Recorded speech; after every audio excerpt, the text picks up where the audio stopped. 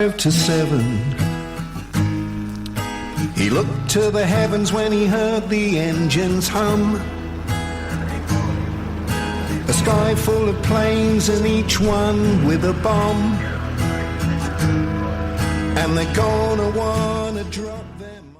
Well, hello, welcome to Islands at War. Again, only a little bit of music this time, got a lot to pack in. We're at August 1943. I'm Keith Pengelley, and of course I'm joined by Nicola Huray. Morning, Keith. Morning, Nick. Okay, so the episodes are coming up fast and furious in order for us to synchronise Christmas 1943 with Christmas 2025, but we'll talk about that more in detail later. And straight into August, nearly said July, August 1943. Censor departs. Now, he was quite a well-respected man, I believe. Yeah, he was quite liked, but possibly not for the reason the Germans would like. So it was a chap called Sonderführer Goettmann. Now, that his rank is basically, it means special leader. It's a sort of pseudo-military rank which was given to somebody who was an expert in some sort of field. So you get them for that sort of rank for things like agricultural specialists and stuff like this. Manufactured ranks to give them some degree of credibility. That sort of thing. So he worked for, and I love the fact that they don't even disguise this, the propaganda staffel.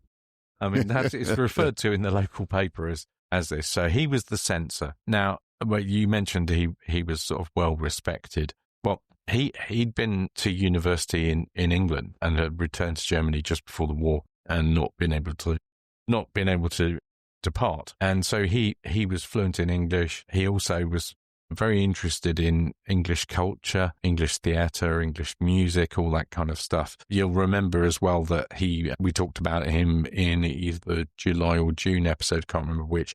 He brought back some films from his holiday to Germany. He'd been on leave, and he brought back some films that hadn't been seen in the islands, that were English language ones, which had obviously been kicking around in France or wherever prior to America entering the war.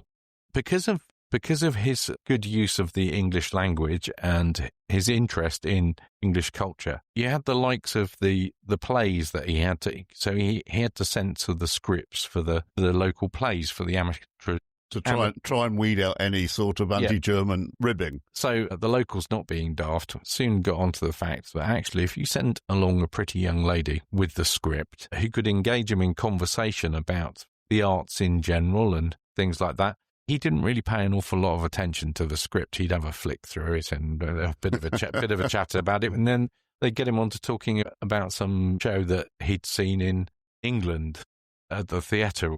In his previous life. Or some music that he'd studied or a book that he'd read or stuff like that, and then he'd give them the script back and be like, yeah, okay, off you go. So they did have a bit of scope for getting away with things. And even the editor of the press had various editors during the course of the occupation, mostly because if you upset the Germans, then you'd be relieved of your post. But the journalists at the Guernsey press quite liked him because he was not too picky, and they had a bit more latitude, I think, with him than certainly.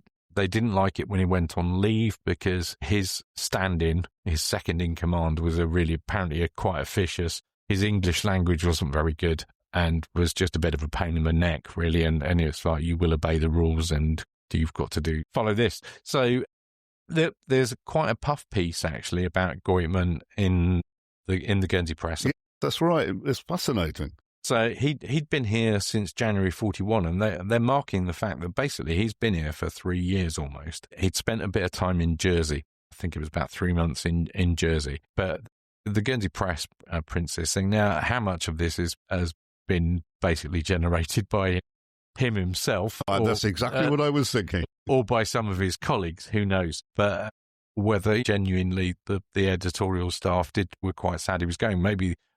Maybe they knew who was replacing him, because who replaced him was not good from their point of view. But they talk about his ready cooperation with the Guernsey editorial staff. Now, he was mostly associated with issuing the world news to the local papers and wartime censorship of the newspapers. So he was issuing some of the propaganda that was ending up on the front page. Regular listeners will know the front page was known as the Grange Lodge Times because that's where the Feldkommandantur was based, and basically it was all their propaganda that was on the front pages, some of it absolutely outrageous. And so he was responsible for issuing that and censoring what was going into the paper. But he used to attend a lot of the local entertainment, obviously as part of his job, because he had to make sure that they were sticking to any edits that he'd made to their scripts and they weren't misbehaving. But also because he enjoyed it, he enjoyed going along to these things. I presume this is sort of, I don't know, dressing up what's about to happen to him, but it says, it is probable that Mr. Goettmann will be leaving for a more active front than Guernsey, and therefore we wish him bon voyage and bonne chance. And it says, in leaving, Sonderführer Goettmann extends best wishes to Guernsey people with whom he has made acquaintance during his stay, and he hopes that his association with Guernsey is not entirely severed, and it will not. Why won't it be? Because this is a really lovely bit, this here, Nick, because he appears to be going to be received the Guernsey press wherever he is. Well, yeah, it's going to go to his home address, so presumably it will then be forwarded on to him. So I don't know who's organised that. I mean, presumably he has himself, because certainly the Guernsey press couldn't just go around posting copies of the Guernsey press here, there and everywhere. So, and his successor, Oberleutnant Hurst Walkoff, there's a name to conjure with, arrived in Guernsey over the weekend and has taken up his residence at Shaney in Clifton. I must actually look up where that. Yeah, I was thinking the exact thing. Yeah. I'll have a mooch the next time I'm in town and go and see exactly if that property's still there and still called that. And he's going to take on his predecessor's duties. This is whilst we're talking about him getting copies of the Guernsey press posted to his home address, and him not wanting to sever his links with the island. A bit like Arnie, I'll be back. Yes, yes. rather sooner than he anticipated, and in somewhat different circumstances. I think that's going to be in the October 43 episode, so he's not gone for very long. And without creating a spoiler, do we know where he went before he came back? I'm not entirely sure, actually. I will check before we get to the October 4th. Because I like the idea of wherever he was in occupied Europe or beyond, he may have sat somewhere, possibly even in a neutral country, reading the Guernsey Press. No, he definitely didn't end up in a neutral country, that's for sure. And yeah, it's quite a tale. And he encounters, on his return, he encounters somebody that he's had a lot of dealings with. But I'm not going to give anything away. You'll have to listen to the October 43 episode about what happens. So he's not gone for very long, and it's quite interesting why he comes back. Okay, to be continued. Indeed. I'll tell you what, Nick, if we could find out his Christian name, might do a little bit digging to see if I can sort of track him down post-war. Kurt. Yeah. Okay, we'll have a little chat about that later, because he sounds really quite an interesting individual. Yeah, he is. I've got some stuff on him. I'll have to have a look, but I've definitely got some stuff about him, because he's one of the characters that I've definitely want to investigate further. Okay, moving on, we're going to pick up something that initiated in July 1943, carries on certainly into August 1943. This is this really weird insurance case that you've been delving into. Yeah, this I came across this in the Jersey archives, and I just thought this was a bit strange, all in all. So you might remember, if you listened to the July 43 episode, the bailiff of Jersey, Kurt, had a letter basically saying, we want a legal opinion about an English insurance company, because it's to do with the policy and making a claim. Now, bearing in mind, we're almost 4 years into the war by this point. It's very odd that they're wanting to determine a court case that's being held in Berlin involving a UK insurance company and another shipping company, and they're wanting to determine whether they're liable under the policy or not. I mean, it's just a bit bonkers. It was Commercial Union was the insurance company concerned. Anyway, they're quite insistent, and they keep writing to Kurt. It says basically it's a lawsuit in Germany arising out of a policy of insurance. The insurance company concerned is liable to pay compensation for damage in the absence of the submission of the policy, whether it is so liable in the event of submission of the policy. There's a bit of an argument going on basically about whether the policy has been submitted by the company making the claim, and it's a South African company. So really surreal, isn't it? It's very, very odd. But there's a German involvement. So it was a marine policy entered into in Johannesburg in the Union of South Africa in 7th of July 1939, so just before the war, between Commercial Union Assurance Company Limited, which I think went on to be Norwich Union and now Aviva, I think, and the New Union Manganese Mines and Minerals Limited, which it would appear they forgot to submit the policy with the money for the policy, and the Germans are trying to work out, basically, can they claim? Although, how are they going to enforce this claim, bearing in mind that it's an English company, and it's very odd. The policy says claims payable at Johannesburg in South African currency in the event of claim apply to Transvaal branch 86 Commissioner Street, Johannesburg, Transvaal. So basically, they want to know whether they can make a claim on this policy. In the end, Kurt just gets fed up and says, look, this is a matter of English law, because it's an English company. Yeah. That's why you've asked me about it. I'm not an expert in English law. So he just wants it on his desk. It's quite an interesting phrase he uses, actually. And it's also the other point that he makes is I don't actually know anything about the law in South Africa. So he says the policy itself is silent on the point about that they're arguing. And he says, in my opinion, the policy's been entered into in South Africa between an English insurance company having a head office there and a South African mining company, claims being specifically expressed to be under South African law and in South African currency. I'm therefore incompetent to express any opinion at this point in time. But I mean, how were they going to enforce this? South Africa was on our side. Yeah, I mean, how did it, just remind me, how did it actually come to the Germans? What was the point the Germans were trying to make here? Don't know. I presume the court case must have started before the war and it's just dragged on. It's just a loose end flapping around and someone's been charged to tie it up. To sort it out sort of thing. I don't know if they thought they were going to enforce it after the war or something like that. Lord knows. Lord knows. It's one of those mysteries. Anyway, it seems to go away because I have looked and the trail goes cold after that. There's nothing else in the archive about it. So they must have accepted his point that, look, you go away. I don't know anything about English law. I don't know anything about South African law. Now leave me alone. Yeah. Well, he did have far more important and pressing things to consider. Okay, moving on. And we have some RAF activity. And this is from diarist Ruth Ozanne. Ruth Ozanne, resident in part of St. Peter Port and very near Victor Hugo's house, quite high up, Hopeville, upper town. So she reports on this activity over the harbour, I think, Nick.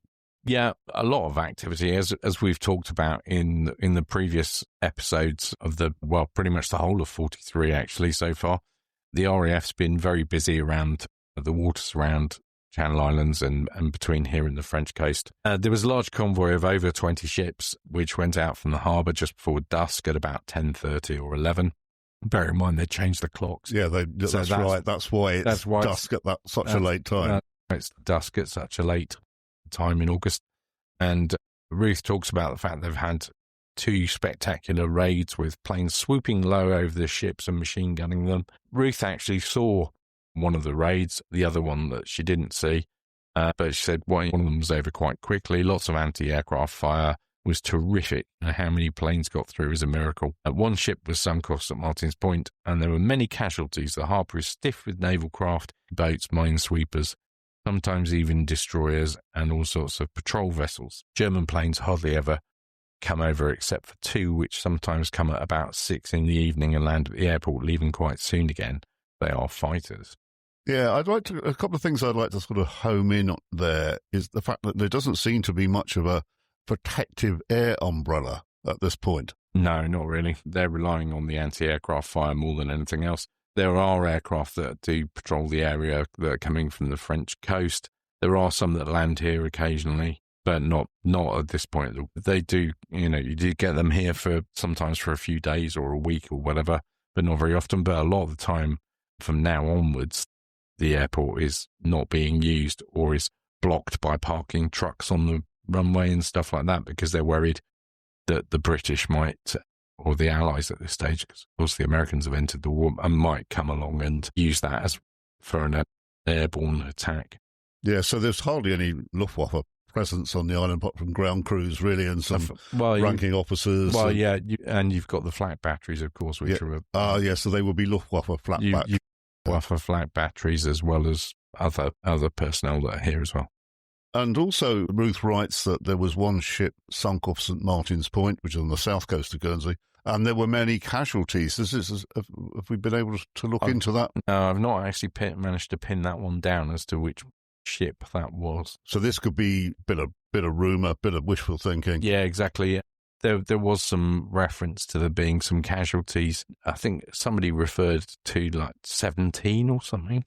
But I can't actually find anything that shows that certainly not 17 that were killed. And the other thing that strikes me about this is Ruth is a spinster civilian, daughter of a former bailiff of Guernsey, but she seems to have picked up quite a lot of military parlance here. She's talking about E-boats and minesweepers and destroyers, so she seems to know the difference between one vessel and another.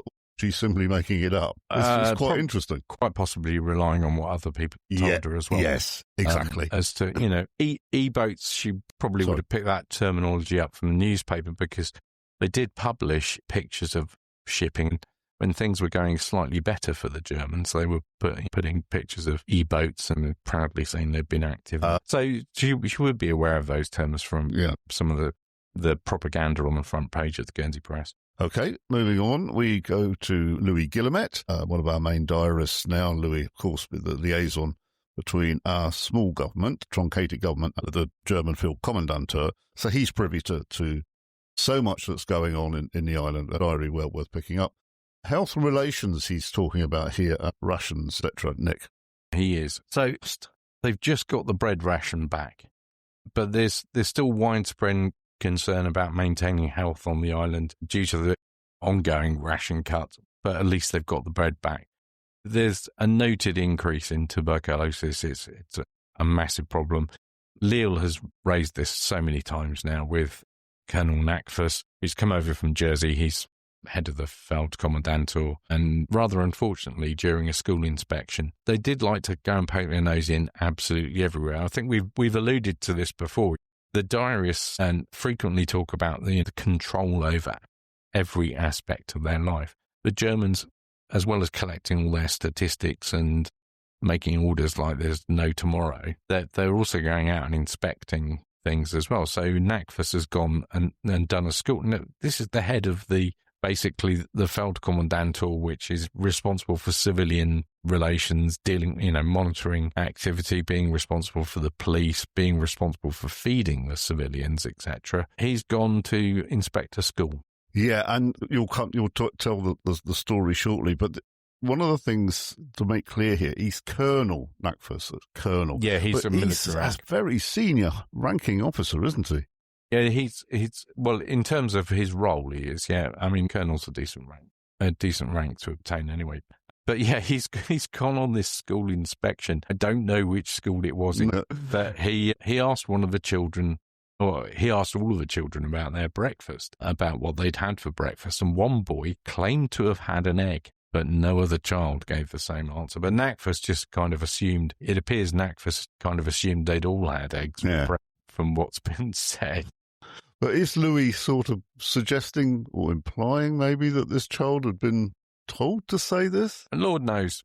Who knows? Or maybe it was just a bit of mischief making. Yeah. Okay. Lots of aspects of the cut in rations, of course, that continue. But we have to have some sort of restoration of things here as well. Butter, is that restored here due to fear of a Geneva delegation? So apparently we had the whole fuss from the 1st of May right up till the 1st of August. There was the whole fuss about trying to get the rationing put back up because they cut the bread ration, they cut lots of other rations, including the butter, milk for children, stuff like that. And they wrote to the Red Cross. The Germans held on to the letter for absolutely ages, not wanting to send it on to the Red Cross. They didn't want to send on the letter that was written to the Swiss as protecting power. And they were, you remember, they were blaming all the air raids, saying all the food ships were being sunk and it was the British fault.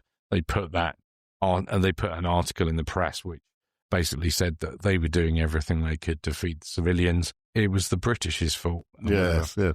Now, bearing in mind they announced they're restoring the food ration because the RAF has ceased bombing the ships. That doesn't really hold with what we've just been talking about, what Ruth has been talking about, or the fact that we've been consistently talking about air raids going on over the previous months. But yeah, so the butter ration, they were worried that the Germans suddenly thought, because you'll remember the notice that appeared in the paper blaming the British, the previous one, the one blaming the British had a name attributed to it. The previous one, which said the rations were going to be cut, unusually coy, they didn't put a name on it. Absolutely every other order that I've ever seen that they've published or anything like that has got someone's name attributed to it, even if they're not in the island. Didn't even want to do that when they cut their rations. So they were obviously a bit worried that obviously they'd sent the letter on eventually after about 2 months. They were a bit worried that the Swiss were going to turn up and say, you're mistreating these civilians, you're breaking the Hague Convention, even if it is your interpretation of the Hague Convention. Whole milk for children over 2 but under 6 was still cut again in early August, and that was cut to half a pint a day due to rapid and unexpected fall in milk availability. I want to have a guess why that was. Go on. The fall in milk availability was because Germans were sneaking into fields in the middle of the night and milks cows under the cover of dark. Then your poor old farmer trots along when curfew finishes at 6 o'clock in the morning to go and milk his cows and finds he's got naff milk. You know, they produce a couple of cans of milk, and that's the lot because they've been milked about 4 or 5 hours earlier. Yes, of course, it wasn't just German troops; it was Organisation Toad as well. There was a number of people, and any number of people. I mean, yeah, the schools were having to. They were reporting on the conditions in the schools, and a lot of the kids rope-soled canvas shoes were being issued by the schools for wet feet and obviously the school was hanging on to these. The kids were wearing them while they were at school because the quality of their shoes, the state of their shoes were just horrifically worn out. You couldn't get repairs done properly. People were ending up with wooden soles on shoes if the shoe leather hadn't worn out on the upper of the shoe. There were various tonics and bodybuilding medicines of dubious quality supplied, and the teachers were noticing that things were getting even more difficult. I mean, the one thing that Dr. Simmons talks about quite frequently is the fact that kids aren't putting on weight even though they're growing up. It's really quite serious. The other thing that was impacting the milk, aside from people doing a bit of surreptitious nighttime milking, was the Germans were milking in hot weather to make ice cream. Oh, of course they were. So that was stuffing things up because they were taking extra milk rather than what they were supposedly taking to use it just to make ice cream because it'd been particularly hot. One of the things... Sorry, Nick. Yeah, no, carry on. One of the things that stands out for me here was this fact that on the black market, local wireless sets secretly manufactured for £50. Well, firstly, £50 is an enormous amount of money.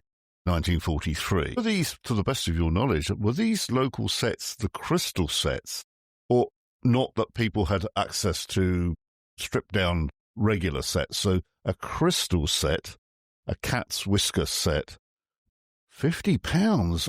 Surely as well that there must have been some fears around people fishing for not collaboration, to drop people in it, pick up rewards and things. Well, yeah, exactly, because we've covered it over the previous months. There were a lot of raids going on in the summer of 1943 because the Germans were cracking down on it because they didn't like people finding out the bad news of what was going on really in the war. I mean, £50, that's basically $2,000 in today's money. So it's £2,000 to buy something that is basically some wires and crystals put together.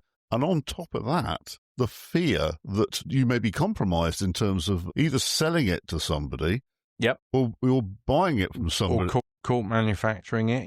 They decide to search your house and they find all the stuff. Now, part of the thing that would have driven the price is, I think we've talked about this in previous episodes. If we haven't, I'll cover it briefly now. was that almost every telephone box in St. Peter Port and the rest of the island no longer worked because people had been pinching the earpiece to make headphones. So, and of course, couldn't get replacements after a while. They ran out of replacements that were on the island. So of course, supply and demand. If you can't get your hands on a radio and you can't get the bits to make one yourself, it's of course the price is going to be high, and I suppose that reflects the risk as well in terms of. So it's good old economics, really. But tobacco is getting quite expensive. I mean, so there's reports that because some people are growing tobacco instead of growing food because they can make more money, but that doesn't really help with getting fed. I mean, it doesn't impact the person that's growing the tobacco because they're making so much money they can get stuff on the black market. But I mean, they're talking about, tobacco at 4 and 3 an ounce, which is quite a high price for them. And that some growers are making £90 a week. So they're making just shy of $4,000. They're probably about £3. In Reichsmarks, though, it should be said. Or presumably there might be some illicit sterling. Oh, yeah. I'd imagine that they would insist on being paid in sterling. Yeah. Or even if it is Reichsmarks, they're converting it somewhere along the line. There's a lady's fur coat advertised in return for a piano in the paper. Yeah, I had to read that twice. You probably thought I was going mad when I was making that. And Ord was quite lucky because his friend Reinhold, the German, who's very sympathetic to him and who was also, has been a prisoner of the Germans himself pre-war for his activities, anti-Nazi activities. Reinhold's come back from leave, and Reinhold's family have gifted the Reverend Ord some ersatz coffee, and Ord's wife reckons that's worth about 18 shillings on the black market. Genuine coffee in Germany is £16 a pound. That's an enormous amount. That's hundreds of pounds in today's money, and that's just crazy. And brandy is 40 shillings a bottle. Now, technically speaking, there's restrictions on who can get spirits in any case. Yeah. Tinned meat and sausages basically you can't get, and tea is basically reserved. If you've got any real tea, it's reserved for special occasions. Okay, I see also here our diarist Robin in Guernsey has an entry for the 8th of August. The military is shipping large quantities of newly arrived food back to France, and of 400 labourers scheduled to be transferred back to the European mainland, 400 will return to billets as troops took their place on the boat. So what were they, rotating troops here or lowering the garrison strength? They were rotating troops, moving troops around like nobody's. I mean, sometimes there's absolutely no sense to what happens with troops. So you'll get them turning up. They'll be here for like 2 or 3 days, and then they're, oh, hang on, we didn't mean to send them there. We'll have those ones back, thanks. And then you've got the more long-term thing where they're moving fitter men off of the island and replacing them either with very young men or very old men or people that have been wounded, that kind of thing. So it's a bit of a mixture rather than having the units that they had at the start who were professional soldiers, a lot of whom were Prussian, who, well disciplined, etc. You're getting a different type of troops in now. You're also getting the likes of Georgians turning up as well, frequently called Russians, but... Yeah, and Ukrainians, I think, as well. Yeah, exactly. Okay, we return really in a way to economic and market dynamics here. We've got certain things, they were being prohibited from advertisements, is that correct? I think that they just got fed up of stuff being advertised and the prices going up and up. It didn't stop the price in the black market from going up and up. It just meant that it just was driven more underground than it had been. You couldn't overtly advertise that you were selling things, but the list of things that you were not allowed to advertise that you were selling or exchanging in the newspapers was meat, sugar, salt, cocoa, flour, margarine, dried beans, rusks, potatoes, intoxicants, I presume they mean alcohol rather than anything else, soap, imported tobacco, saccharin, tea, and there were exceptions for traders. So if you were running a grocery store or something like that, then you were allowed to advertise. You were not allowed to advertise if you were, Joe blogs in the street, your local spiv, who's trying to make money out of people on the black market. I've talked already about, the vast profits on tobacco. And a lot of it is ersatz goods versus genuine stuff. So you can't get some stuff. You can't get genuine tea pretty much. Anything that's described as a luxury item is pretty much unavailable. But a few episodes ago, we talked about the Germans trying to shut down shops that they classed as selling luxury goods, which we'd ascertained there weren't really any. Okay, break away from the Channel Islands very briefly to give some perspective on how the war is going elsewhere.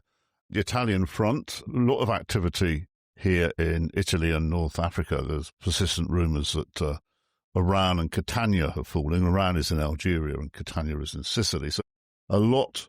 The Italians have now surrendered, and Mussolini, I think, is still alive, but he hasn't yet been released from captivity by the Germans. No, there was that daring raid to free him. I think that was later on.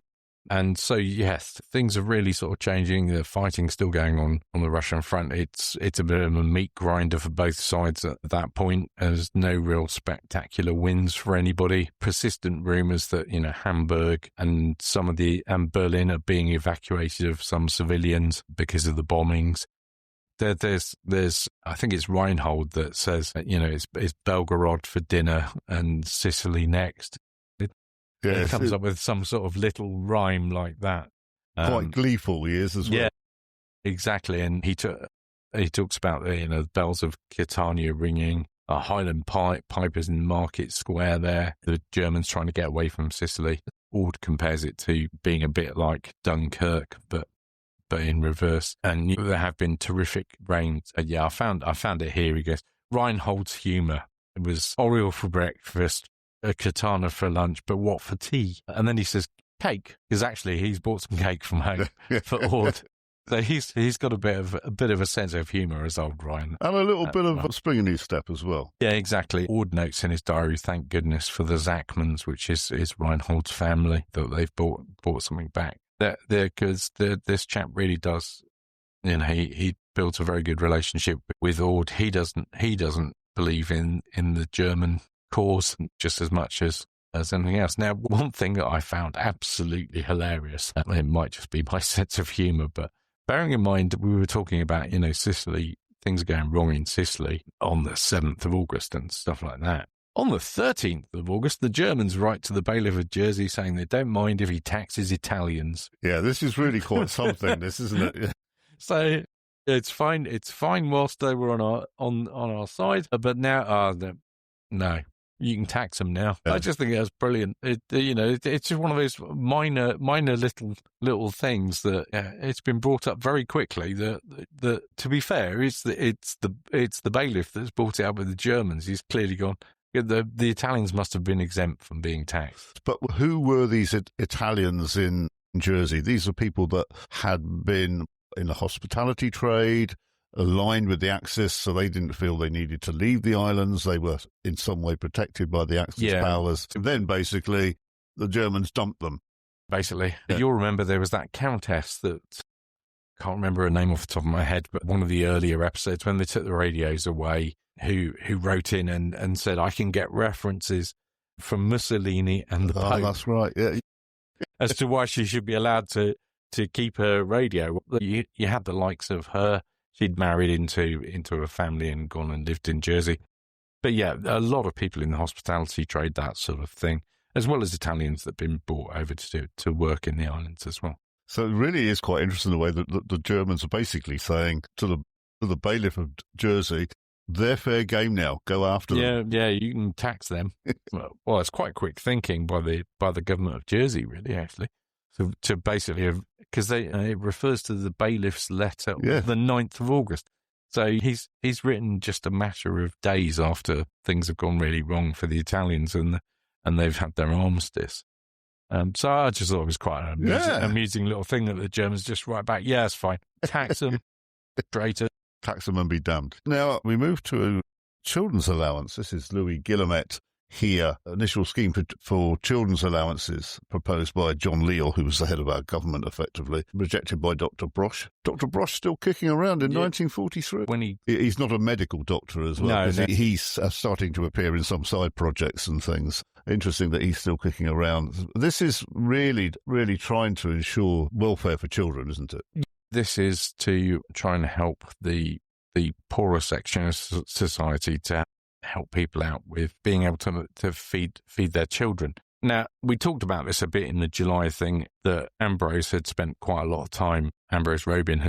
of time drafting this, and it was going backwards and forwards. There was a lot of opposition from various people on the controlling committee in Guernsey.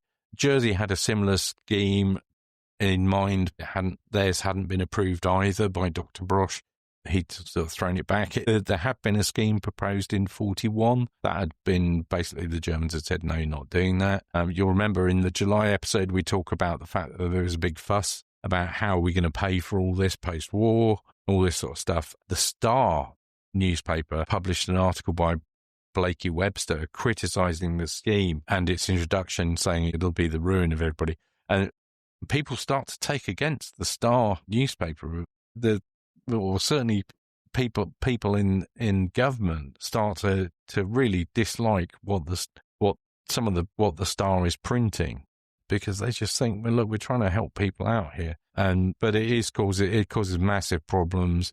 How they're going to finance it? Kratzer of the Feldkommandantur suggested introducing a new tax to meet the costs.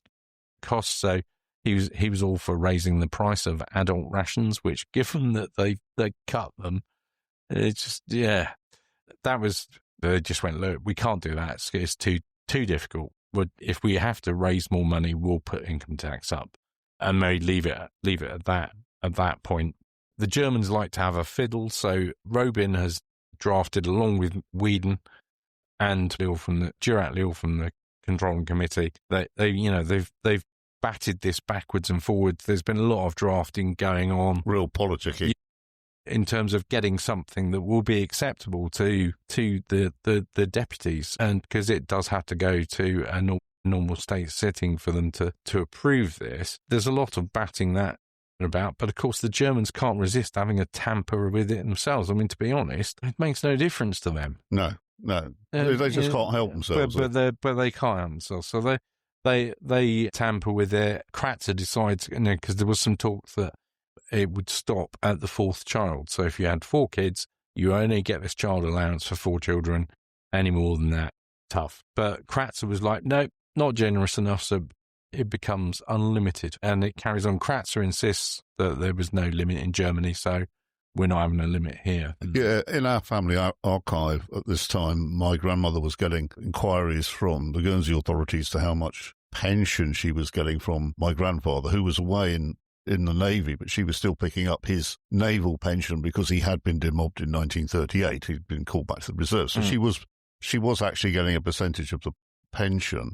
So obviously with 2 small children, my father and my aunt, my gran would have probably have been in want of some child allowance. So there was a lot of backwards and forwards correspondence trying to find out how vulnerable families were. And my grandmother, our family would have been vulnerable because all the men had gone off to the war. So this is really quite interesting. It paves the way for benefit systems. It does, so, yeah, absolutely. Yeah. And Ambrose Robin, the States debates, I think it was the 10th of August, and it gets approved in the States debate, but not happy with the fact they've already interfered with it. The Germans say, well, we don't know what's been approved. Hang on, you said it was all right. And Kratzer interferes again.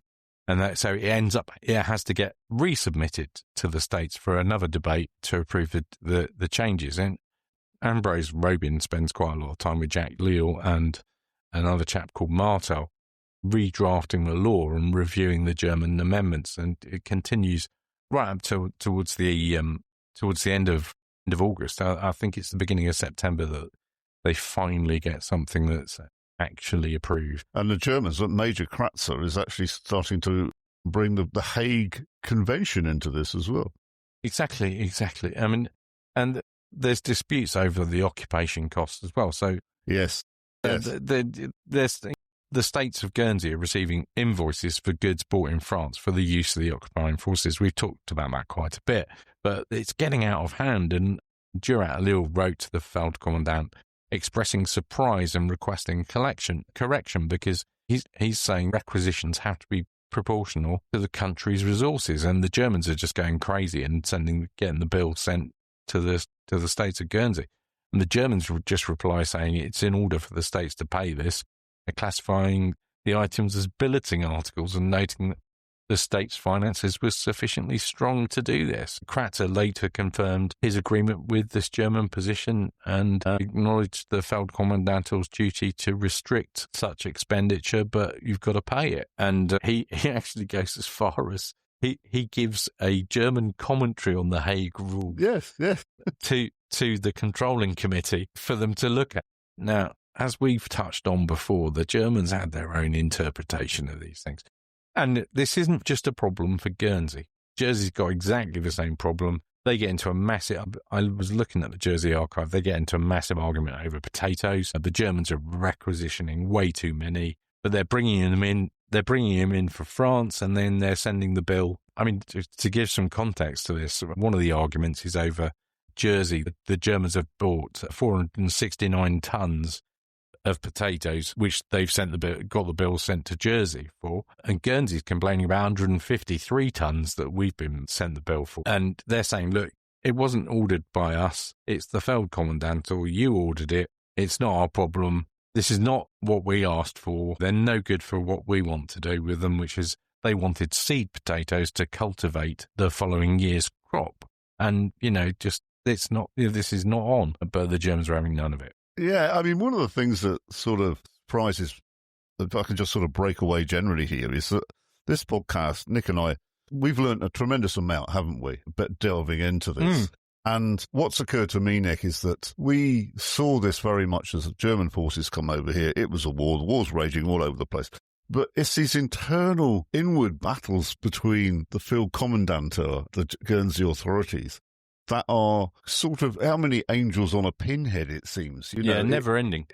It's never ending. And many of the people that listen to this podcast, I'm sure you're learning so much about this almost, what would be Kafkaesque. Yeah, I mean, some of it is it's just so surreal. Some of it is totally bizarre. And sometimes you think, why the hell are they arguing about this? You must have bigger things to... Just, why are you? But if you've got it, it's worth the controlling committee and the superior committee in Jersey. It's worth them arguing the toss about stuff that they don't really care about with the Germans, because if they've got to give in and give some leeway on something so that the Germans think they've won, you might as well give in on something that you don't really give a what's it about? So if they can, it's quite clever. They can give ground on some stuff and manage to hold firm on stuff that's actually a bit more important. And now it doesn't always work, as we know, because the rations got cut. They tried very, very hard to stop that from happening, but they do succeed in mitigating the extent of some of these problems caused by the Germans, just purely because they will give in on other things that are really of no consequence, or not as serious. Yeah, we know that in the 50s, some of these local politicians that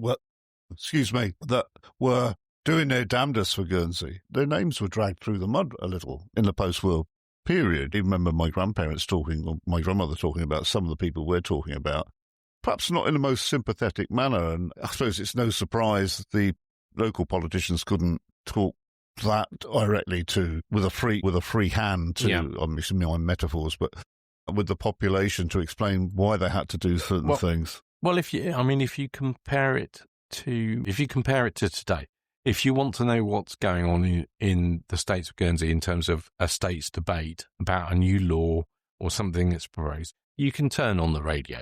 You can listen to it online. You can read about it in the newspaper. They can print what's gone on in the States. Now, they could print what's gone on in the States in the Guernsey Press or in the Jersey Evening Post, but of course that was going through censorship. So you're not going to print the whole, you're not going to get, and you've got to bear in mind that the newspapers, by this time you're down to about 4 pages. But the Germans have taken over an entire front page for their own purposes. You've got a couple of pages of adverts and a bit of news on another page. So they can't communicate, and they can't necessarily even say in states debate, well, we're doing this because of X, or the Germans are making us do this, or whatever, because that they're going to get into a whole world of paying for doing that. And of course, information post-war is restricted for various different reasons by the British government, by local government, etc. Because there's a whole heap of things that just sifting through it anyway would take an immense amount of time. But to decide what could and couldn't be released, etc., the British government were particularly interested because they didn't want things to reflect badly on them, having pulled out and left the islands to it, effectively with both bailiffs getting the good luck, chaps, do your best, So post-war, you couldn't during the occupation, they couldn't communicate openly with the public and say, look, this is happening because we've had to agree to this because of whatever reason, but we managed to hold them off on this point, so you are still going to get your ration, etc. And one of the things that strikes me as well is that there is very much a class divide still on the island, with the people that were, let's say, the toffs, they had access to things like amateur dramatics, and there were little clubs and societies, and so there were shared experiences across the island, like everybody was hungry, everybody luxuries withdrawn, but some people had access to the things that may have sweetened and brightened their lives. But people, and I have to say, like my grandmother, she must have been living in a state of misery right the way through the war. And so this is where the criticism, they never saw a shaft of sunlight at all. No, and it's very difficult. And then, of course, rumours start. So-and-so's getting, so-and-so, because he's on the controlling committee, he's getting, the Germans are giving him like quadruple rations or whatever. And there's nothing that evidences that. Now, it's not to say that, despite the fact they were often, shall we say, discouraging people from buying stuff on the black market, that there weren't people that were involved in the government that were buying. People had to do it to get by. The whole thing is a fascinating subject in itself, which you could cover in numerous episodes of the podcast. But it's a universal theme. It's a very, very complicated thing, and as time went on, more information came out, and people are like, well, and it wasn't helped by some of those in power wrote their own biographies or their own accounts of the war, and of course everybody went, well, they would say that, wouldn't they? Yeah. And they didn't have the information to back, they couldn't show the information to back up some of the assertions that they were making in their autobiography, and then you look at the records that get released later on, and it's like, well, yeah, actually that did happen, and they did do that. Well, we're sort of looking ahead here, but I think once we reach May, June 1945, this will be something that we'll look into as we sort of pick over the legacy of the occupation. There's a whole heap of fun going on in the months after the occupation, and there's petitions, there's all sorts of things going on. It's a fascinating period just in terms of how things turn out. We've even got, actually, I'm jumping ahead in the notes slightly here, but we've got the likes of some of our diarists are talking about, quite openly talking with, I think it's Louis is talking to Durat Leal or Mr. Whedon. They're talking about what's going to happen post-war, what's going to look like. Yeah. And even talking about to the fact that, actually, no, having this Feldkommandantur type system where you've got, shall we go back to what we had before with all our committees, or do you think we should be doing something different? Do we have smaller government? Have some sort of executive government, a cabinet, all this kind of stuff. And it's quite interesting that they're talking about this basically almost 2 years before liberation. And of course, in the UK, and possibly completely unconnected, 1943, this time from about August onwards, right into 1944, because I found one yesterday, people are being contacted to see if they will be returning to Guernsey post-war, whenever post-war was. And this is months and months ahead of D-Day, that, even as Guernsey... 10 months ahead. Even as Guernsey's having a sort of internal dialogue about what we're going to do after the occupation in the UK, islanders in the UK are being, at the behest of some senior evacuees, are starting to say, well, look, how many people want to go back? There were forms sent out as you. And that really shocked me recently, that they were so confident then that they were going to win the war, and they were planning planning ahead for the island even then, in 1943. Well, yeah, and Louis sitting in his office sitting in Durat Leal's office, and they've started, Louis written in his diary that they've started to make a list of things that they need to deal with the British Home Office post-liberation as soon as they can get in touch with them. This is 2 years. Yes, so basically, really the feeling is the Allies are going to win. It's just a case of we're waiting round, and during this period, this is almost an interregnum, planning ahead for post-war government. Yeah, absolutely. Sorry. I mean, Louis noting it down in his diary, the stuff that he's talking about with Leal. It'd probably be quite dangerous to be writing this down, to be fair.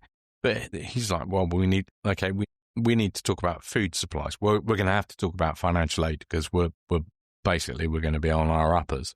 We need some British currency because we're running out of notes. We've talked about that. Well documented that they had serious problems with currency, particularly coins, but also currency in general in terms of being able to buy stuff from outside the islands. They've got a whole problem of control of travel both to and from the mainland being UK as far as this context is concerned. What are we going to do about repatriating foreign labourers? They've got all these foreign labourers here. How are we going to treat them fairly? That sort of stuff. Applies for restoring the damaged buildings. Well, we need to get British soldiers to guard German supply dumps, disarm the mines and the booby traps and all this sort of stuff. What we can do about all the laws we've passed during the occupation? We're gonna have to go through those and then send the ones that we still want to be in place. We're going to have to send those for British approval. They'll have to go to the Privy Council. They're just looking at this going, God, that's a big to-do list, aren't they? I mean... And have elections again. Yeah, well, they're talking about that as well here, because Leal's saying, well, I don't think I'll have a mandate on the controlling committee after this. I think, what would I do? What is the right thing for the controlling committee to do? And Leal is talking to Louis about it and basically says, well, I think that we'll have to do something in the interim, but I think the right thing to do was as soon as it is reasonably possible to do it, I should resign from the controlling committee and the whole of the committee should be disbanded. But what that future governance looks like, I don't know. Leal suggests replacing the old committee system with cabinet-style government, who are charged with handling post-war reconstruction more efficiently than can be done by government by committee at the time. That they're just bandying these things around just to try and get an idea about. And to be fair, it's probably as well they are thinking 2 years ahead. Oh, absolutely. Because the island was in a hell of a mess by the time we get to the liberation. They've got no idea about how the British are feeling about the occupation, how much they're going to be willing to help, if they're going to help at all. You know, Leal's bandying it around, well, maybe we'll have a small cabinet with members appointed by the head of the cabinet, who is in turn appointed by the states. So the states would appoint somebody. And then, well, maybe we still need some of the committees. So it's really interesting. I mean, and we've had various reviews of the machinery of government over years, and some of them have been remarkably similar to what Leal's talking about. Yes, and although people didn't know it at the time, they are past the halfway mark in the occupation here. They have still got a long way to go. And even though the time to go is shorter, the stresses that will be applied are greater, especially post D-Day. But we'll get there. But the Channel Island Monthly Review is talking about this as well. Coincidentally, at the same time. And we talked about this. There'd been a big conference about... Sorry, can we just explain what the Channel Island Occupation Review is? Yeah. This was a publication that was for those that were in the UK. Well, it got circulated wider than that because it used to get sent to local people who were in the armed forces. But broadly speaking, it was to keep those that were from the islands aware of what's basically going on. And the monthly review reports on the conference that we talked about in July episode about what the plans are going to be and that sort of thing. So yeah, it's just, I just find it fascinating that they're going through this process already. But realistically, they probably needed to be going through that process. So I've slightly jumped ahead of where we were going to be. So we'll perhaps go back to... Yeah, okay. Back to 1943 with a bit of a bump. And Red Cross and rations. There was Mrs. Sherwell's husband. This, of course, is Sir Ambrose Sherwell. was interviewed by Red Cross officials from Geneva, giving a full report, because he was in one of the camps. He was in Laufen, camp. So they're talking to a very senior Guernsey politician who went on to become bailiff after the war, the period we were talking about. So the Red Cross officials based in Switzerland are in Germany, in one of the camps, talking to Ambrose Sherwell. Yeah, and Sherwell has the presence of mind that he is writing. Now, remember, I think I've mentioned this before, you could write at greater length from the camps, both to the UK and to the islands, than you could from here. So you weren't restricted to just a little Red Cross message. You could write a postcard, or you could write more length. Sherwell had the presence of mind that, obviously, when he found out that he was going to be dealing with the International Red Cross, to actually write to the bailiff of Jersey, the bailiff of Guernsey, and say, okay, chaps, what do you need? What's the position? Send me a list of what you actually need. Now, these meetings that Sherwell was having, he was only supposed to be discussing the needs of those Channel Islanders in the camps. He was not supposed to be discussing other things with the Red Cross. Events on the islands. Yeah, exactly. And a later update came. So Mrs. Sherwell had also received these letters from her husband. And so they did get lists off to Sherwell, but towards the end of the month, the Germans went, hang on a minute, you're not allowed to talk to the International Red Cross about what's going on in the Channel Islands, and they stopped him from doing it. Of course, he's not allowed to talk to the International Red Cross without the Germans present anyway. So, yeah. So Mrs. Sherwell was warned, and the Controlling Committee and the Superior Council in Jersey were warned that basically some men returning from Laufen had to pass on the message from Sherwell that he'd been banned from talking about it. Presumably he didn't write saying it because it was quicker to do it. So men returning from Laufen, Nick, these are the Channel Islanders that have been repatriated through health grounds. Yeah, so you'd have people that came back through health grounds because they were very, very ill, that would be repatriated to the islands.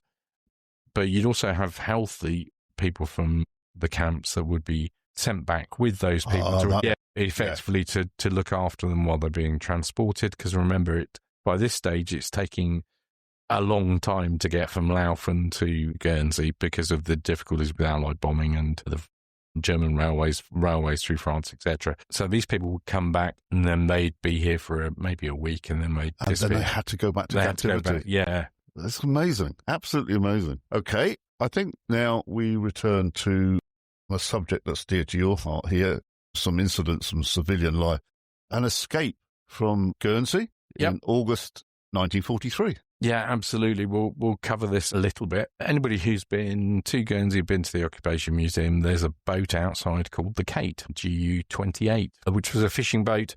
It was used for this escape, which was a chap called Jack Hubert, Alf Bugor, Bill Corbett, and some others who escaped. There were 7 of them in total, and one of them was a lady who actually was very, very ill and had to be carried off the boat. She would not have survived the occupation had they not escaped and taken her with them. Now, there were repercussions. Corbett's father and mother, along with Bugor's housekeeper, were basically woken up in the middle of the night by the Germans and were imprisoned. The Feldkommandantur declared the property of the escapees as being enemy property and confiscated it. All fishing got stopped again. You needed a permit, you needed to get onto your boat to go and pump it out. If it was getting full of water, you still had to get a permit even to do that. You couldn't just go and pump your boat if it was starting to sink in the harbour. And public opinion was quite strongly divided between, you had those who were arguing that it was right to do it, right to escape, get the message out, that I think it was finally dawning on some people that actually with the rationing problems that it was worth escaping to get the message out there about how bad things were. That certainly happens in 44.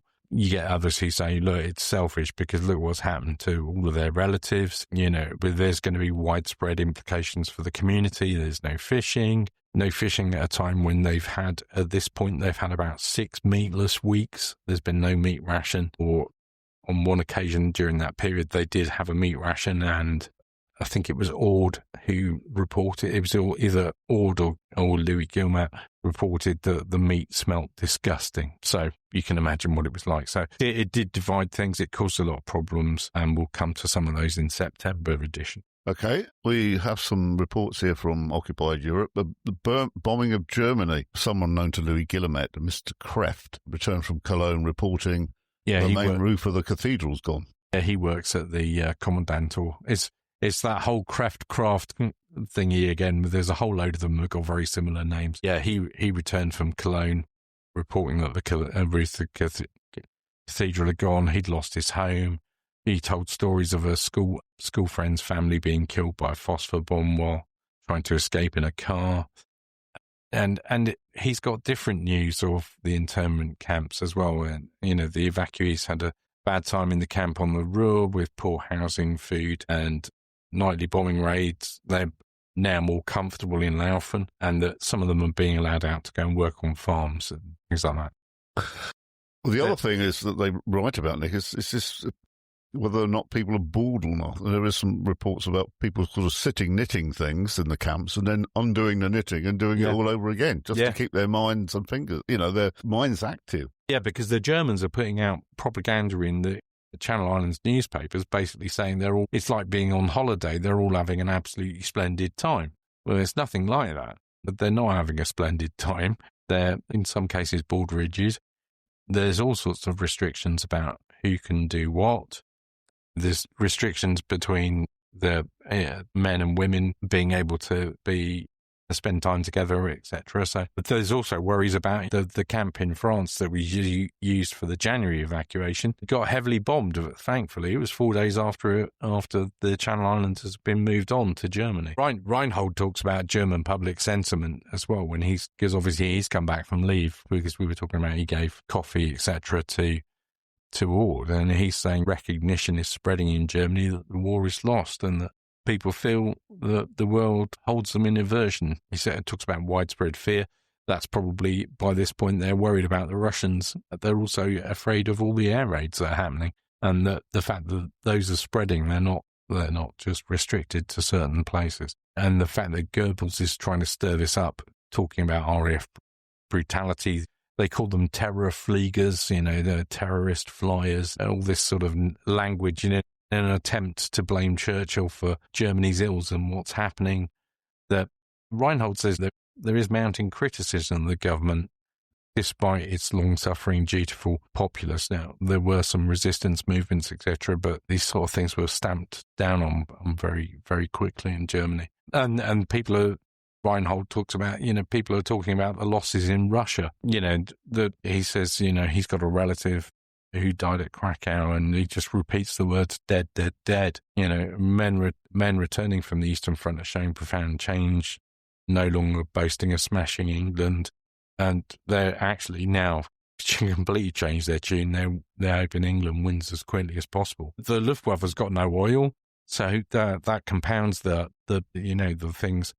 Or certainly that's Reinhold's impression, is that, the Luftwaffe's got no oil. There's talk of a secret weapon going on.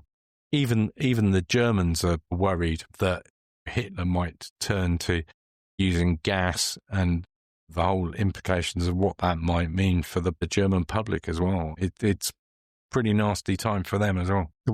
Also, we've got lots of local incidents and German activity. A soldier reportedly drowning in a stream. Yeah, Ambrose Robin talked about this.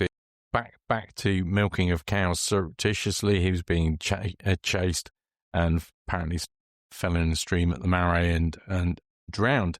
Like the fire brigade chief is dismissed by the Germans for insolence. That's after he shouted at somebody and it was reported, and he basically gets booted out of the fire brigade. The Germans managed to blow themselves up. They fired the quarry. And a number of OT workers, I think. Yeah, they killed a number of OT workers as well as some Germans. And Robin reports the German planes flying over town. We'll come to that in a minute. And the Germans have noticed that actually there's been a lot of complaints about misbehaviour by both German troops, OT workers, etc., and notices are published in German billets urging more courteous behaviour towards civilians. Yeah, I mean, this blasting accident at Le Vard's, and 12 Germans. I don't know a day when as many as 12 Germans were killed. Do you? I mean, this. Well, I don't know if that's a correct number. That's just what he's. Yeah, I think this is a rumoured amount. Yeah. We also have an aircraft downing as well. This one's quite funny. So 4 aircraft were seen over the Russell. The anti-aircraft guns opened fire. 1 plane was shot down over Herm. Now, the Germans were heard cheering. I've heard another account of this, actually, which is on the Imperial War Museum archive. It was a chap, Tullier, I think his name was. He was a Lloyd's Bank manager who was based in Jersey originally, ended up coming to Guernsey, also spent some time in Alderney. But he happened to be at, I think it was the Royal Hotel at the time that this took place, where there were a large number of Germans, and there was a lot of cheering from those Germans as well. Less so once they investigated. I think I know what's coming. Yes. Well, what had happened was some Luftwaffe aircraft had been chasing some RAF aircraft that were returning from France, and they chased them down the Russell. The Germans got a bit carried away and shot down an FW-190, which was one of their own, which was the aircraft that crashed the other side of Herm. Well, that the Russell that Nick refers to is the channel between Herm Sark and St. Peter Port. Would that gun position been at Brayon Tower? It was on Brayon Tower. Now, the Germans don't talk about this sort of stuff in the local papers or anything like that, so you won't see anything about this. But Robin then makes a note on the 26th of August that he's had partial confirmation that as a court of inquiry has been convened because the 2 German aircraft, so these are the ones that Ruth talked about earlier, these FWs, they were based in France but spent some time here, and these 2 aircraft are taken off from the airport, and one was shot down by the RAF and the other one was shot down by Brayon Tower. So it's a German blue on blue there. Yeah, and the RAF, the 4 or 5 RAF aircraft got away. So I don't know what happened out of the inquiry. I must admit I haven't looked at that. So yeah, they were less happy about it once they realised they'd shot down one of their own planes. Not the first time that they've done it. And this, Nick, is this confirmed to have happened? This isn't just a rumour. So this is actually confirmed to have happened. Okay, we also see our chief fireman being discharged. I mentioned about him before, before Mr. Oliver discharged for incidents after a Guernsey woman reported him for swearing about them during a quarrel. And the fire brigade, by this point, is half German, half Guernsey personnel. The Germans took it over completely for a bit and then realised they couldn't really do it. I think partly because they didn't really know where they were going. Yeah, that would have been a big problem. You suddenly get a fire and no one knows really where their way around the island. The Germans, now there's various schools of thought, but one of the ones that I've come across reasonably often is that the reason that Germans took over the fire brigade in the first place was because there was, shall we say, less of a hurry if there was something German on fire. Yeah, take their time. Fire brigade might not perhaps be quite as quick. Yeah, not go the direct. So the Germans took over the fire brigade and basically sacked all the firemen, and then realised that didn't really work because they didn't really know where they were going, what they were doing, or whatever. So it became kind of a half and half thing. It was a bit odd. We now have a few more personal anecdotes here from Louis Guillemette. It's Louis's daughter Josie had her first birthday party, and just as a reminder, Nick and I will be appearing live at the Villiers Hotel for local listeners on the 20th of December. We will be giving a talk about the podcast to the Channel Island Occupation Society. If you wish to know more and you're not a member, you would still be able to go. If you want to contact me, it's occupied@gnetradio.com. And we hope to see Josie there, hale and hearty, at our live event. So, yeah, and Louis talks about, he'd managed to grow some potatoes, and amazingly, he'd managed to get them to be disease-free, because that was a massive, massive problem. He only had a small plot of land there to do that. And he had he also records in his diary, he had a bit of a humorous exchange with Major Kratzer while securing a travel permit for a priest, Mr. Finney, to go to Sark for the Harvest Festival.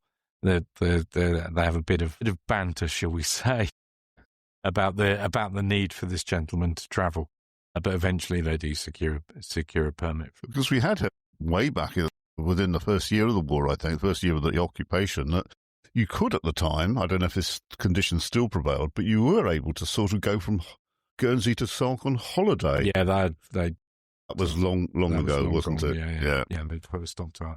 More organisation toward behaviour and activities, and one that stands out for me, Nick, is that Spanish labourers departing the island after an agreement with Franco. There was some agreement around them being able to leave. I don't know any more than that, to be honest. There was some talk about that they were reducing, locals were thinking that they were reducing the foreign slave workers because the garrison was reducing, and therefore it was prudent to do that to avoid any kind of uprising. Who knows? There were lots of OT workers being sent to France. The reason really for that was they needed them there to be working on the Atlantic Wall in France rather than here. The Germans as well, they annoyed the hell out of Ord because they kept doing things like deciding to put a motor park for trucks near his house, which he's then mightily relieved a bit later on because what they were doing was they were believe it or not, even though they've got very little fuel, they were starting these trucks up and just leaving them idling in the park and driving him nuts because they were doing it at like 5 o'clock in the morning. But they moved it to Point Vaillant instead. They changed their minds, and he records, I don't know why they've changed their mind, but I'm quite pleased. But by the time they'd done that, of course, they'd ruined the land because they put some metal tracking on it so that they could park the trucks without them digging into the mud. But there's another thing which comes up in a number of the diaries, and again you don't see it reported in the Guernsey press, which is quite a serious situation, is that several OT workers from Hamburg had got into some properties in St. Peterport, in the centre of St. Peterport, near the market building, and they'd got their hands on sufficient petrol to basically they were going to burn down the centre of St. Peterport in revenge for the bombing of Hamburg. Fortunately, it was the German field police that got there in the nick of time, just averting them setting fire to the whole of St. Peterport, basically. That would have been absolutely disastrous because just wouldn't have had the resources to put the fire out. That would have been devastated St. Peterport. Yeah, and I'd never heard of that before, and as you say, it would have been devastating. That, again, that's another proven... Yeah, definitely. Yeah. We also go over to Jersey now because our diarist Lesotho is also talking about foreign workers. Yeah, he's talking about them being transported off island, and they're over there. They've also got the problem, we touched on it in July, many Russian workers escaping the camps and hiding on farms. With Jersey being a bit bigger, it was a bit easier to hide them because Jersey's 45 square miles, so it was a bit easier to hide them. They were just posing as farm labourers in some cases. Now, there of course people did get carted off for doing that and imprisoned in Germany and sadly died. I'm thinking of Louisa Gould in particular, who was betrayed, who had been sheltering a German for a number of months. The Germans are rounding up several escapees during the course of August. Lesotho's wondering if they've really if their heart's really in it, can they be bothered? I think he's wondering if these people keep their head down, maybe they might get away with it. Yeah, well, I think memoirs have come out since. There were quite a few Russian escapees that did get through the war, I think. Yeah, there were a lot. At one point, there were about 100. I've seen a stat which I think it said at one point there were about 120 of them that had escaped at one point, had gone to ground. Various of them were recaptured, but some of them did. They were moved around. They were moved around by various people that just basically moved them and kept them one step ahead of the Germans. Quite a few of the diarists reporting on this movement of troops, foreign labourers, and you raised the point about the Atlantic Wall. This is really quite in place now, but they would continue to work on it. Were they lengthening it, or were they sort of creating a greater depth to it? Reinforcing the Atlantic Wall in France. Yeah, so were they expecting invasion from that point on? Yeah, absolutely. So this is reinforcing something that... Yeah, exactly. Yeah. I mean, they'd gone bananas building stuff here. I mean, they still carried on building stuff here, but they were shipping workers out to go and work there. And we end up, I mentioned them earlier, the Georgians turn up in German uniforms. Ord describes them as looking elderly, weary, dirty, and intended to showcase solidarity under the new order. And he said the strong stench underscores poor conditions. I've seen various accounts where people talk about, these Georgians had marched past and they'd been long gone and the smell was still there. But they predominantly ended up on the coast from on the south coast, that part of Yeah, Saints Bay, Carl. Yeah, pretty much anywhere around from Fort George all the way around that way. Manning artillery positions at various points had their guns taken away from them, apart from manning the artillery positions. The OT workers were driving Ord nuts as well, because they kept the officers from the OT who were billeted nearby him were having parties, really, really loud parties, with foreign girls who'd been brought over to do secretarial work. There's a bit, Ord has a bit of a fuss about sunbathing observed. He's not too happy about young girls of mixed reputation. Yes, young girls of mixed reputation, scantily clad, sunbathing. Causes domestic... I love this phraseology. It causes domestic discomfort for the neighbours. I bet it does. In other words, I suspect their wives are not very happy that their husbands are looking at this through the window or whatever. But again, they're shipping out like large shells being reshipped back to France from here because they think maybe they might need them there. A couple of Belgian electrical engineers and a German officer go missing. And there's some concern from the Germans that maybe they've escaped along with the civilians. Was that ever cleared up then? These two Belgians? I don't know what happened to them. I've not found anything. They certainly didn't escape with any civilians. I think it's just because it was around the time of the escape that they thought they'd gone. I mean, anything could have happened. They could have got on a boat that went. One of the normal boats going to France, they could have stowed away or anything like that. But I've got no account of anything happening to them. Various rumours from time to time about disenchanted German officers escaping on the civilian boats. It didn't happen. No. They're talking about foreign labourers, under 4,000 in Guernsey now, mostly Spanish. And I also see that the German customs made a large black market seizure. The National Provincial Bank Porter is locked up. Are those two things connected? Yeah, they are connected. Yeah, he was something to do with the black market as well. So, yeah, Lord knows what was going on there. Okay, transport and communications. Bicycles commandeered in St. Peter Port. And this led to people who previously would have cycled having to walk. And it's just having physical strain, physical toll on people. Yeah, and the telephone system as well was getting almost paralysed. The Germans took 23 of the 25 lines running from the central exchange. They took those over and said you can't use them. So private subscribers were basically, in a lot of cases, cut off because they were interfering with the system. Ord's told by the state's telephone engineer, who happens to be one of his neighbours, he thinks it's deliberate. The Germans are doing to stop people from being able to use the telephone, particularly in case of invasion. The Germans have ample wire enough to make a Constantinople camp as big as the island. Apparently, they've got enough wire to do that. But yeah, they've taken a whole house, which they've basically turned into a telephone exchange as well, with wires running out the windows and stuff like that. Blasted. They've put a blast wall up 10 inches from the lower windows. That's going to be nice, isn't it? Yeah. And Ord notes need a decorator and a builder for that one. Ord again talks about secret listening and listening to Churchill's speech at the end of August. Although, interestingly, they're clearly listening on a normal radio set, because he says they had to have it under low volume to avoid detection, so they're not using a headset. Yeah, and there's an item here, a civilian wireless sets often present in troops' billets with owners' labels still attached. Yeah, even though they're supposedly being stored. So the Germans are just taking them.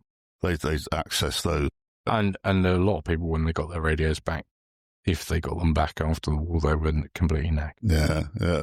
Secret listening. Ord transcribes Churchill's speech to the Canadians. Yeah. So he's obviously got access. He went to the Hammonds to go and listen under low volume, but he has been transcribing and disseminating some news clandestinely as well. Well, he's taken a heck of a real chance there, because he isn't a Guernsey person. He could have. He was a former. Yeah, he'd been a prisoner soldier himself. Been a prisoner of war. Yeah, well, he's taken a heck of a chance there. And being a man of the cloth is not going to help him, because, as we see, the many of those who were working for various different religions did get deported. Also, many accidents being reported, a lot of misconduct by German troops. There's lots of reports of German lorry drivers causing accidents. I mean, that's a recurring theme throughout the occupation. They're just absolutely appalling drivers. But there's one Ord here's a report of a deliberate swerving to shock people, which went wrong and resulted in several injuries. Pedestrians being knocked down, shop windows being smashed. He talks about this is, probably one of the reasons why they're getting told off for their behaviour by the German forces. There's a tear gas. It all describes it as tear gas bomb, but some sort of gas bomb thrown into a private house because a foreign slave mistook it for a billet of Germans and he'd somehow got his hand on this. The occupants required medical attention. There's whole loads of manoeuvres going on. We talked about the fact Germans are jittery in the preceding month's episodes. There's been a lot of civilian displacement. People are getting kicked out while they're doing artillery practice. There was a tank that capsized while mounting a wall. There was a fatality. I think that's the one where it was one of the captured Renault tanks. It tipped over and one of the Germans was actually half out the turret at the time. And you can imagine what happened. Other ones have got jammed in narrow lanes. It's just, it's not going well, really. Yeah, this other thing that comes to my notice as well about some of these rumours that are proliferating, that there are lots of illegitimate children have been born by local women or been born from local women with a result of having German fathers, and that boy children were taken off to Germany and the girls are not wanted. I mean, that's not something that I don't. That is a pure malicious rumour. That no, these rumours do the rounds. When you get to the end of the war, there's a report by Dr. Simmons, and he's talking about nowhere near that many. None of the other doctors that I've read reports of are talking about anywhere near those sorts of numbers. Captain Franklin, the civilian harbour master, gets arrested in the whole follow-up from the escape, even though he's nothing to do with it. And they're also building a whacking great air raid shelter at Elizabeth College because they, of course, are using that building as a German headquarters. This loves a good rumour, and he's not one to avoid writing it down, but at least does tell us when he thinks it's a load of cobblers, perhaps not quite in those words. He said there are rampant beliefs in connecting tunnels, e.g. to Plymouth, echoing monastic Cromwellian legends. Yes, this goes way back to smuggling days.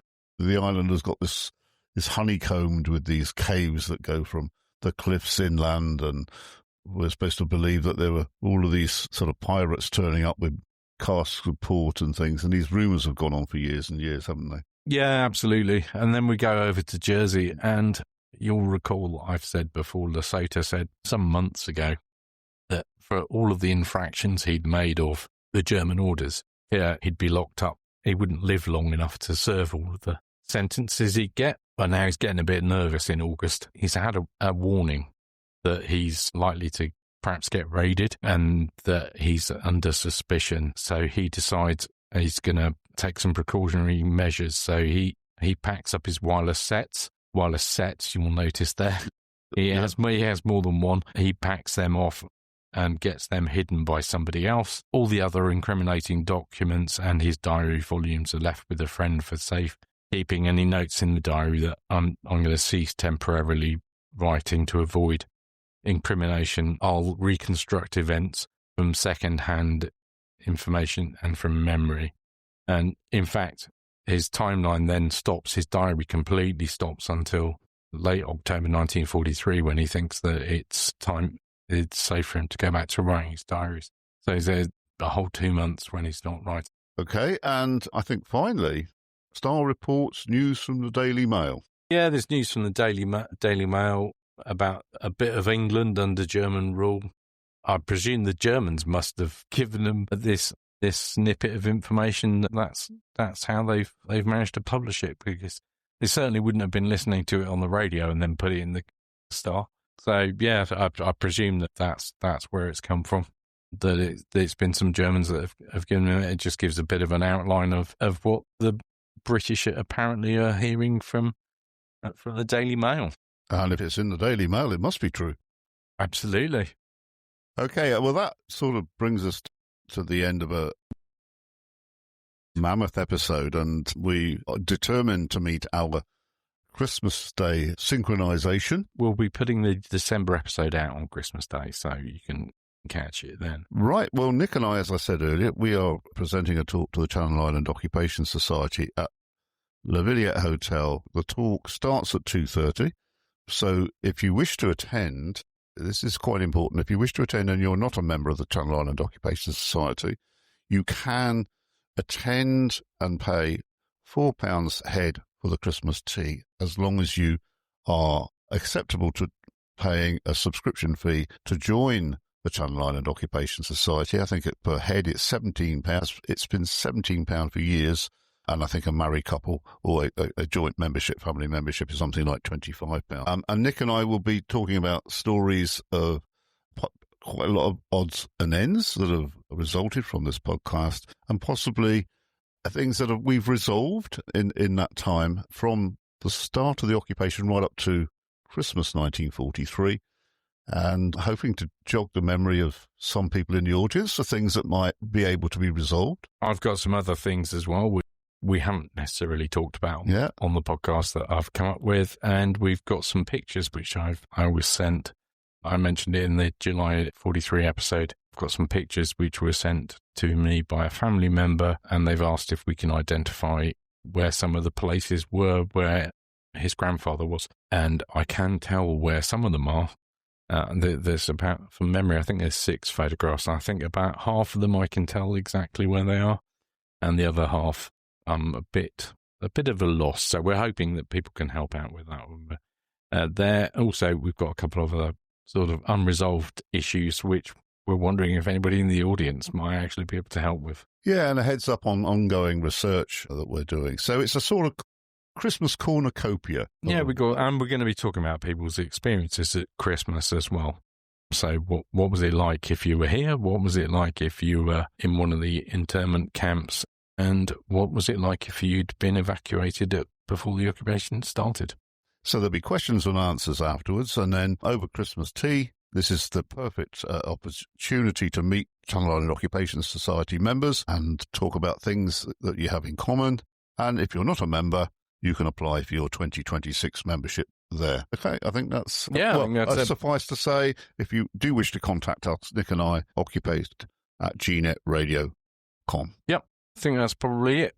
We shall speak to you again soon in a week's time. Well, we can look at September 1943. Okay, thank you very much. Bye-bye. He looked to the heavens when he heard the engines hum. A sky full of planes and each one with a bomb. And they're gonna wanna drop them on someone. It's 5 to 7.